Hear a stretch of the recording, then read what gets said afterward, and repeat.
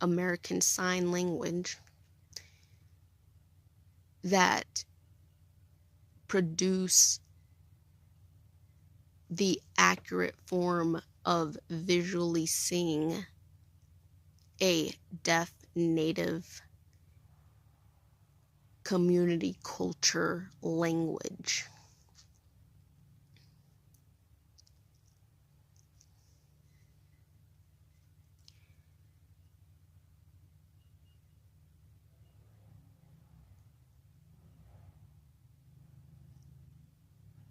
And she's running a sign language interpreting program, and I get hung up on the interpreting part because that makes the program a general program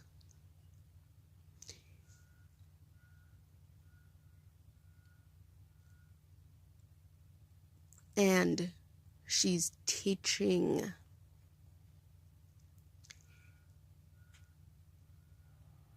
English.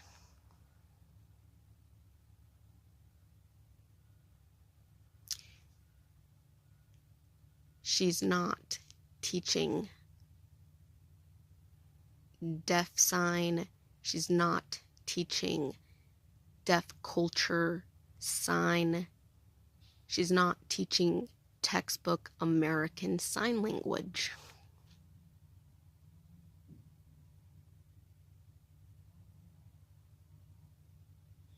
And yesterday, March 19th,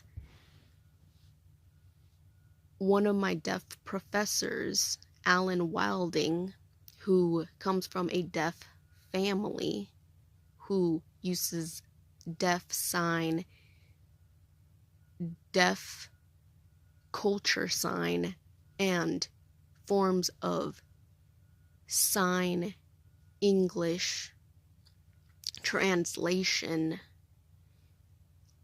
forms of communication, all those three forms, including written form, because he went to Gallaudet University, which is a school of university that deaf individuals can attend because there are interpreting services there for the deaf and hard of hearing. And he placed a restraining order against Elizabeth Schniedewind, against Elizabeth.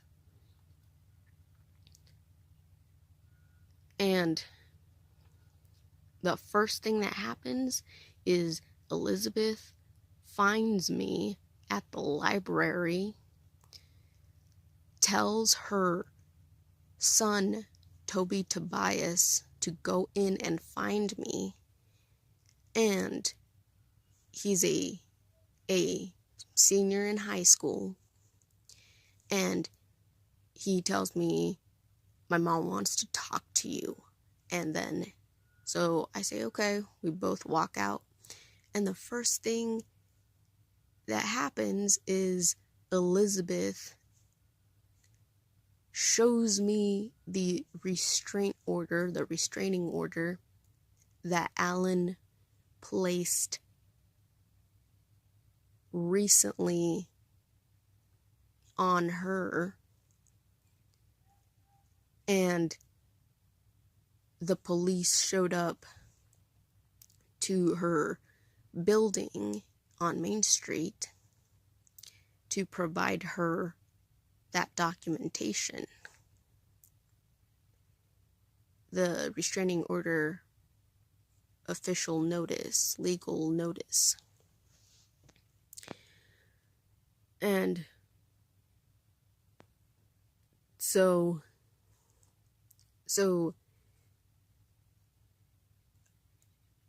important deaf members. So Alan's father also went to Gallaudet, and he's actually, so Jerry Wilding is an Olympian. He is a deaf Olympian that ran in Europe during his time. So he was in Belgium, he was in Milan. He ran Europe. And he graduated from university. So his family, the Wilding family, is known around the US.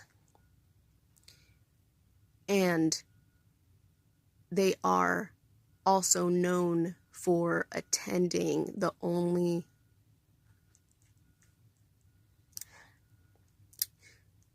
sorry, all of this gets me emotional. The only credentialized, the only national credible credentialized in its history of being the first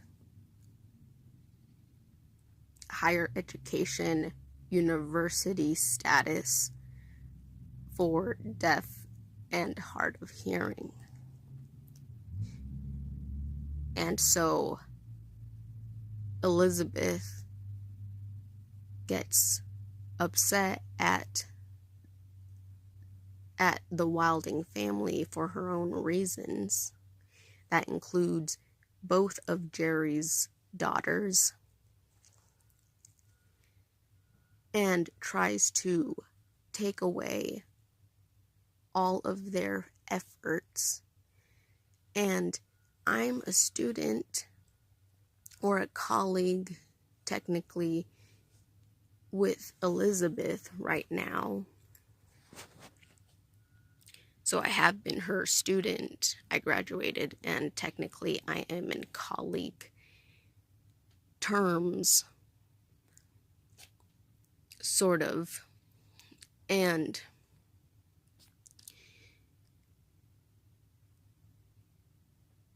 she is someone to start gossip. So I'm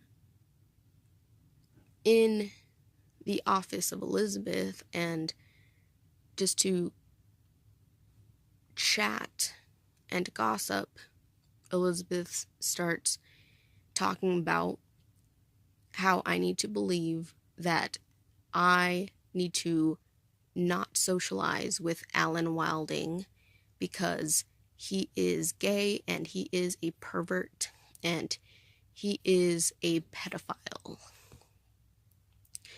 And Robert tells me the same thing, and he didn't even know the family until he got married and moved here to be with Elizabeth and to get to know the community. And then Robert steps outside of deaf culture, deaf community, and makes friendship, becomes friends with a guy named Ross here in Gooding from Fairfield these past 2 years, because he is diabetic and now he's in a wheelchair, and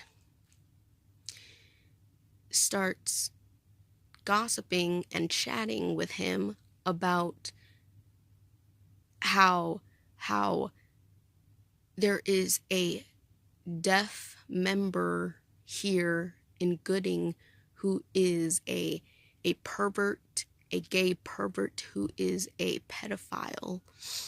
And Ross is hearing and doesn't know who this Alan Wilding is, and Robert is using this outside member away from the deaf community to start steaming or venting or gossiping or all that stuff. And then telling Ross, you place that strict voice of yours and tell Gio not to socialize with Alan Wilding. And I don't believe what Elizabeth and Robert and her whole family think about the Wildings. I have a good relationship with them. I go and provide community service at his local gooding shop, the hodgepodge that he has here. I have always seen the best from the Wilding family.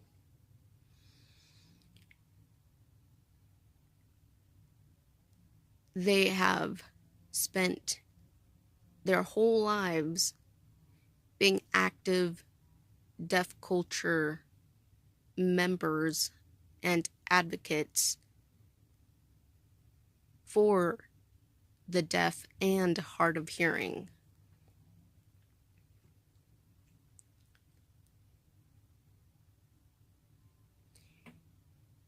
So it was just weird and upsetting that Elizabeth went to go find me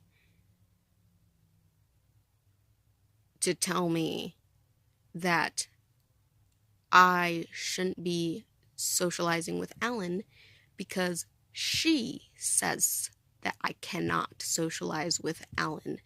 And I told her, you are not legally allowed to tell me what decisions I make.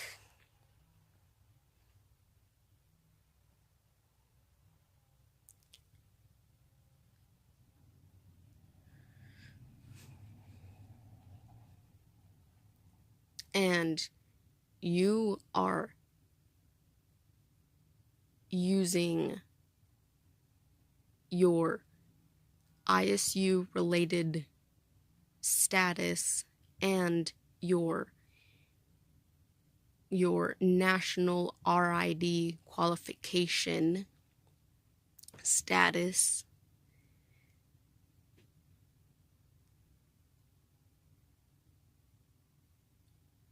and your Texas interpreting qualification credential under BEI to condition me to take your side or force me to be convinced that there's a legal tie to following your directions about how I need to behave in Gooding's deaf community.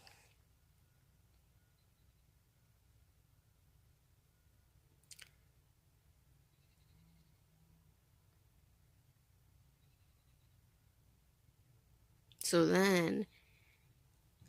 this $40 phone that she got me that is not the most modern phone, but Elizabeth thought that $40 was enough to have a normal phone, and it's not really a normal phone. It's really old, really old. And most of the apps don't work on it, and the messaging and calling is also kind of sketchy. And so she's like, she's like,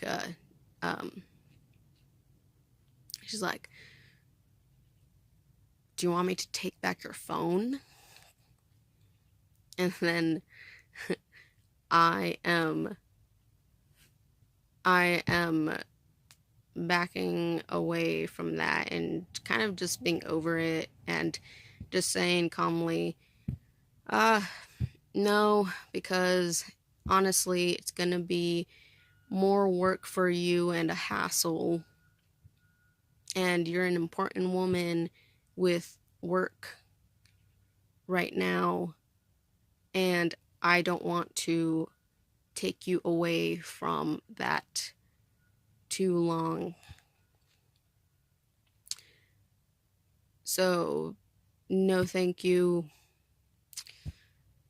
The phone isn't the most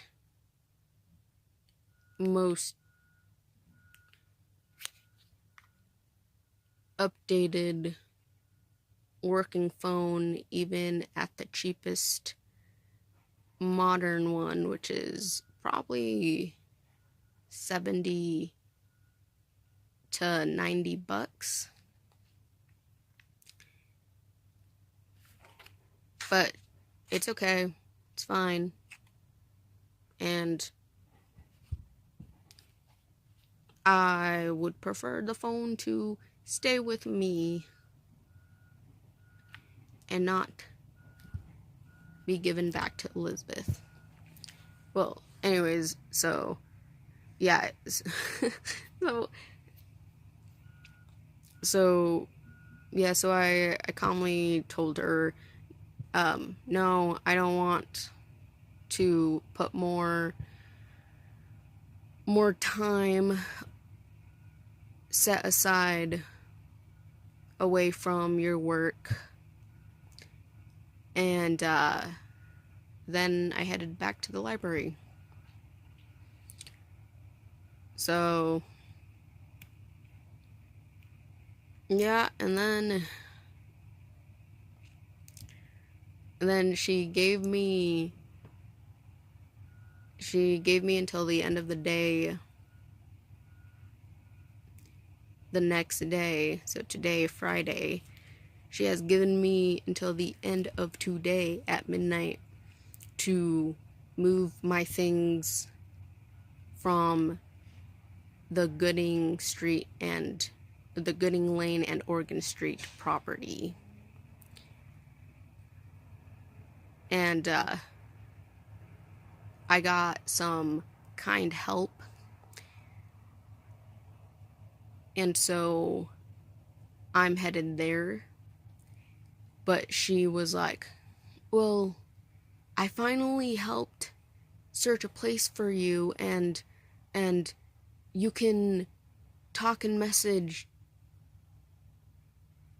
and find a way all the way to Boise. And she knows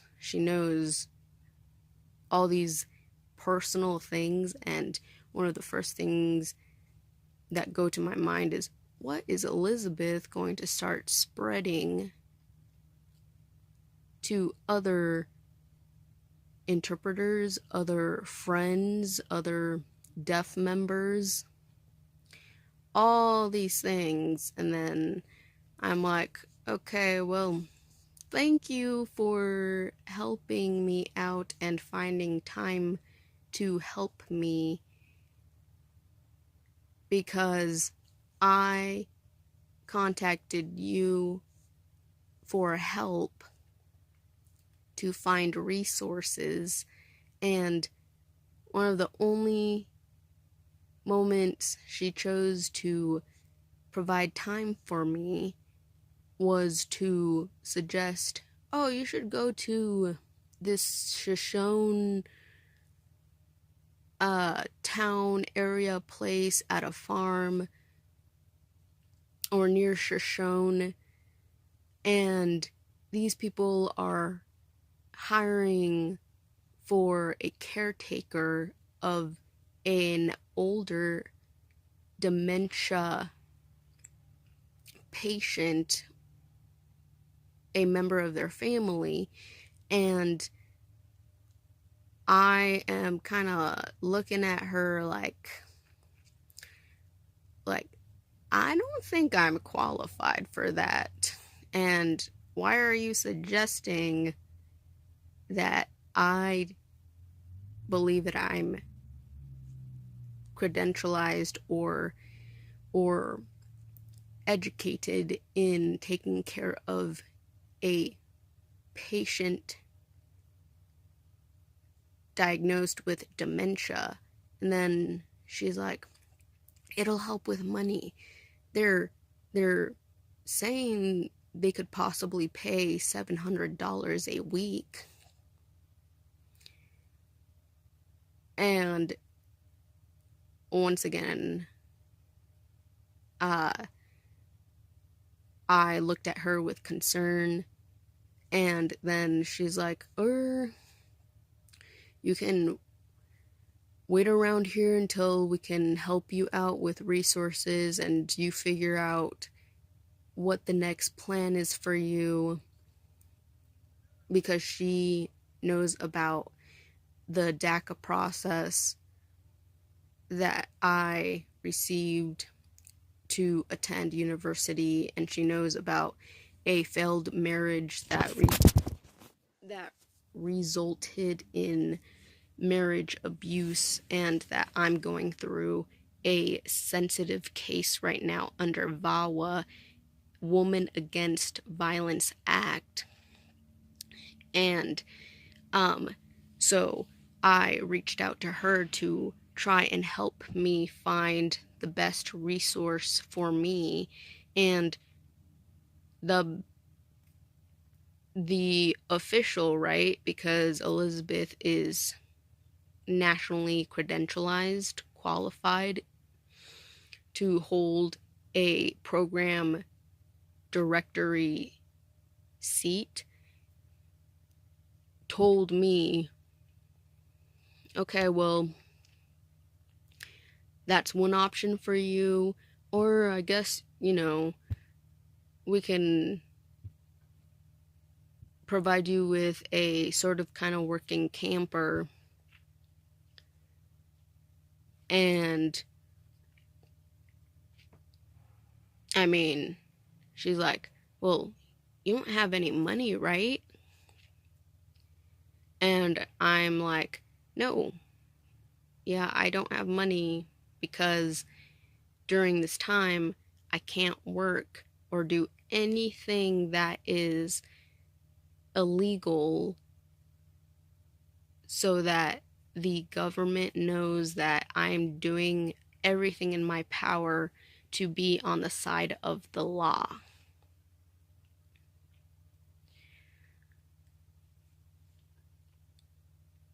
Right?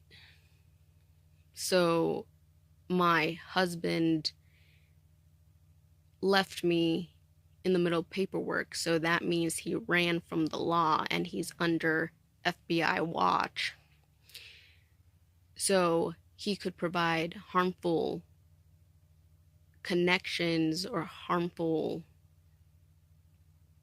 decisions that could find me. So I'm doing my best to stay with good people and anything that helps prove that I am on the side of the law.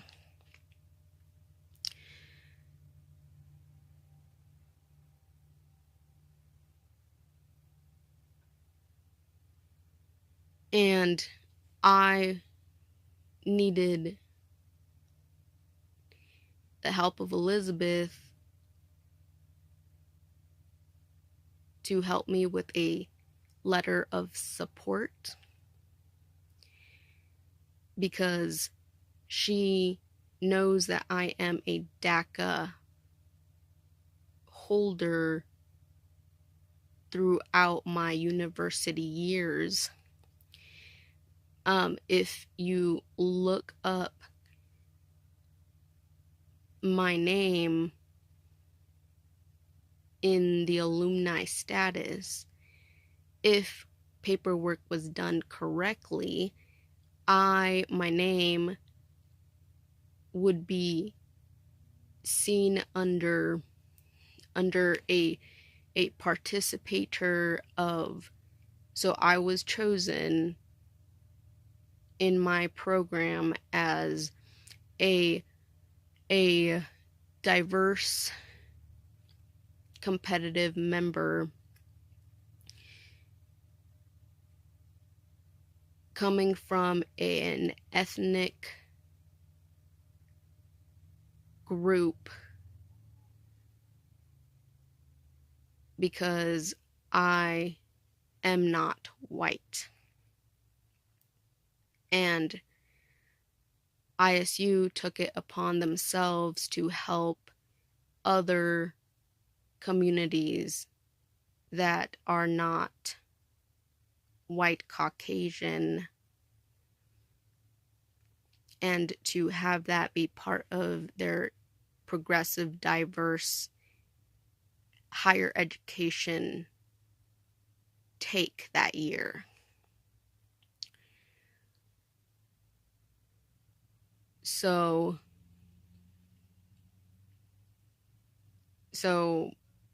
I got help,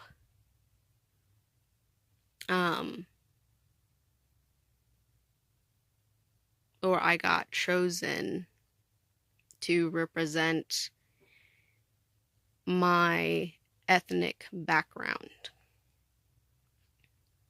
So the best thing for me, I had decided to find my way to the program director. So someone from a high position in my legal journey to help and provide that form of letter so that I could have proof of my achievement in degree, diploma, and in being known in the work field and having a form of status, not just through the deaf community, but the Spanish-speaking community here in Idaho, not just during my time interning in Texas, Houston, and the neighboring cities. During that time in 2018, the springtime. So,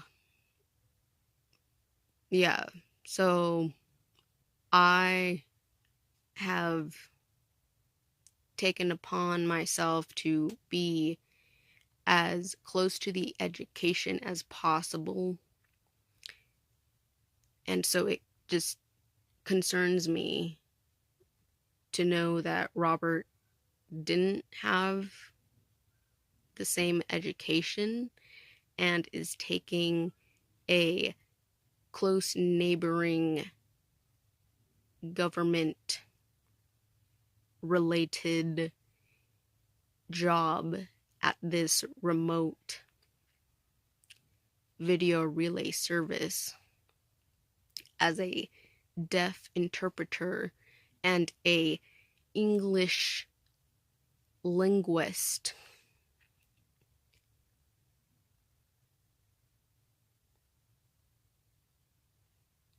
To make a lot of money, because VRS makes more money than an educational interpreter. Speaker of a different language or a signer of someone who may be deaf, may be hearing impaired, or mute, and needs visual forms of language being provided to them.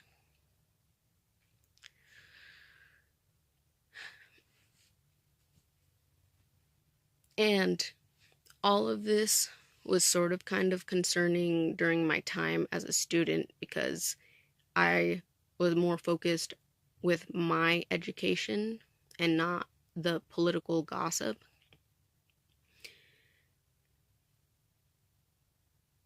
And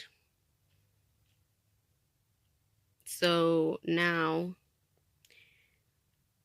about 5-6 years later, yes, it definitely is much more concerning, because I show up and these are the steps that Elizabeth has taken in her life, her personal and work life. And her educational diploma goals, because now she has a PhD, and during her master's is when she took the ISU interpreting program position, and